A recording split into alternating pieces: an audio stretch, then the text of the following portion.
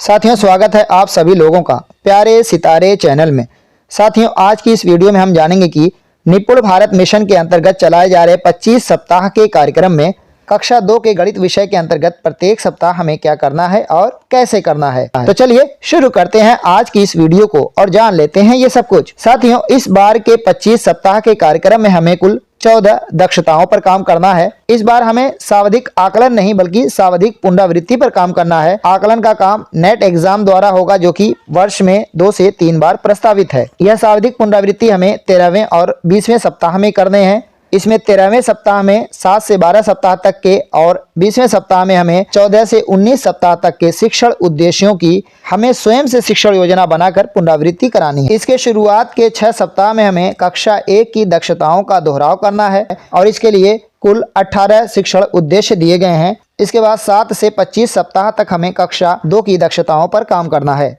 इसके साप्ताहिक शिक्षण चक्र में अनुदेशात्मक कार्य, समेकन, आकलन और रेमेडियल काम को शामिल किया गया है। कक्षा 2 की गणित के लिए निर्धारित दक्षताओं की सफलतम प्राप्ति के लिए हमें आधारशिला, क्रियान्वयन संदर्शिका, कार्यपुस्तिका, गणित किट, पोस्टर, गणित बोर्ड आदि उपलब्ध कराए गए हैं। हमें प्रत्येक सप्ताह साप्ताहिक आकलन करना है जो कि 5वें दिन होने वाले आकलन से संबंधित है। आकलन के कार्यपत्रक बच्चों की कार्यपुस्तिका में मैंने सीख लिया नाम से दिए गए हैं। इन पर काम कर लेने के उपरांत हमें साप्ताहिक आकलन ट्रैकर भरने हैं। ये ट्रैकर्स शिक्षक संदर्शिका में दिए गए हैं। साथियों, प्रत्येक सप्ताह हमें शिक्षण योजनाओं, अभ्यास गतिविधियों, कार्यपत्रकों, खोजे और जाने गतिविधि, समेकन शिक्षण योजना और रेमेडियल शिक्षण योजना पर काम करना है। इसके लिए प्रतिदिन 3 कालांश निर्धारित किए गए हैं और प्रत्येक कालांश 40 मिनट का है। 25 सप्ताह वाले इस कार्यक्रम में प्रत्येक सप्ताह को 3 खंडों में विभाजित किया गया है। सप्ताह का जो पहला 4 दिन है उसमें हमें अनुदेशात्मक काम करना है जिसके लिए हमें 3 शिक्षण योजनाएं, 3 अभ्यास गतिविधियां और 3 कार्यपत्रक उपलब्ध कराए गए हैं। सप्ताह के पहले 3 दिन हमें इसी के अनुसार अपनी कक्षाओं का संचालन करना है। सप्ताह के चौथे दिन हमें स्वयं द्वारा तैयार की गई खोजें और जाने गतिविधि पर काम करना है। पहले 3 दिन में हर दिन के पहले कालांश में हमें आधारशिला, क्रियान्वयन संदर्शिका में उपलब्ध कराई गई शिक्षण योजनाओं पर काम करना है। इसके बाद दूसरे कालांश में हमें कार्यपत्रकों पर काम करना है। ये कार्यपत्रक बच्चों की कार्यपुस्तिका में दिए गए हैं। लेकिन जरा ठहरिए, दूसरे कालांश में कार्यपत्रकों पर हमें तभी काम शुरू करना है जब पहले कालांश में कराए गए शिक्षण कार्य से संबंधित प्रश्नों के उत्तर कक्षा के 70% बच्चे सही दे लेते हों। और अगर ऐसा नहीं होता है तो हमें योजना में बदलाव करके दोहराव का काम करना है और इसके सफलतम परिणाम के बाद हम कार्यपत्रक पर काम कर सकते हैं। कार्यपत्रकों पर काम कर लेने के उपरांत कार्यपुस्तिका में दिए गए ट्रैकर्स को अपनी देखरेख में हम बच्चों से भरवाएंगे। इसके बाद तीसरे कालांश में हम आधारशिला, क्रियान्वयन संदर्शिका में दिए गए गणित खेल पर काम कराएंगे। इस तरह से ये तीनों काम सफलतापूर्वक पूरे हो जाने के बाद हमें इस दिन का वार्षिक ट्रैकर भी भरना है क्योंकि वार्षिक ट्रैकर हर दिन किए जाने वाले कामों से संबंधित है और ये संदर्शिका में दिए गए हैं। सप्ताह के चौथे दिन हमें खोजें और जाने गतिविधि पर काम करना है जिसे प्रत्येक सप्ताह हम स्वयं तैयार करेंगे। इसका एक प्रतिदर्श संदर्शिका में दिया गया है।